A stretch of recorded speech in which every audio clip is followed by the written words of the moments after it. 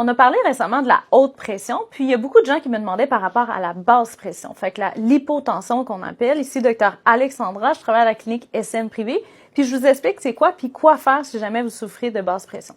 La première chose, c'est que souvent, chez les jeunes femmes qui sont sportives, c'est quelque chose de très fréquent.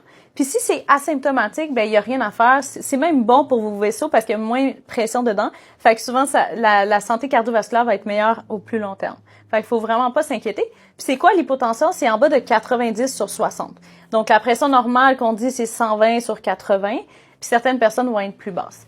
Faut s'inquiéter quand vous avez des symptômes. Soit il y en a que ça va être en bougeant, fait que si vous partez de assis à debout, puis que là vous vous sentez étourdi, des fois c'est parce qu'il y a une chute. Puis s'il y a une chute de plus que 20, là on parle d'hypotension orthostatique. Puis c'est comme si le système nerveux autonome, il était pas capable de répondre assez rapidement au changement de position, qui fait que les vaisseaux, au lieu de se contracter en même temps qu'on se lève, ça va pas arriver, fait qu'il y a comme le sang qui va comme descendre, ça va faire une baisse de la pression. Fait que ça, c'est une des raisons. Il y en a beaucoup. Mais si vous venez chez le médecin parce que vous êtes symptomatique, par exemple, vous avez des étourdissements, des vertiges, mais c'est sûr qu'il faut s'assurer qu'il n'y a pas d'autres problèmes en dessous de ça.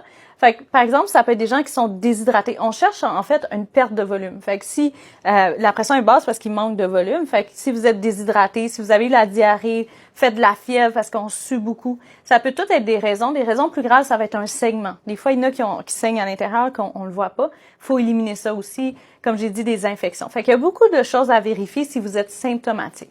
Mais comme je l'ai dit, si vous n'êtes pas symptomatique, pas besoin. Puis il y a des gens qui sont connus. Avec la pression plus basse, on a fait tous les examens.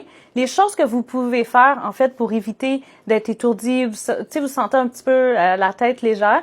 Ça peut être, par exemple, de porter des bas de compression. Ça va faire augmenter un peu la pression. Chez certaines personnes, ça va être suffisant. L'autre chose, ça va être de bien vous hydrater tout au long de la journée, puis vous pouvez même ajouter des électrolytes pour l'équilibre hydrique qui va aider à augmenter la pression au niveau du sang. L'autre chose, ça va être de vérifier si les gens ont une médication qui diminue la pression, bien c'est sûr qu'on va vérifier puis on va s'assurer soit de l'enlever ou de la changer. Vous pouvez aussi faire beaucoup de l'exercice, réduire votre stress, c'est toutes des choses qui vont aider à ce que vous soyez moins symptomatique de votre basse pression. Fait qu'il y a quand même beaucoup de choses que vous pouvez faire. Si jamais vous avez d'autres trucs parce que vous en souffrez, n'hésitez pas à partager, ça va me faire plaisir de vous recevoir.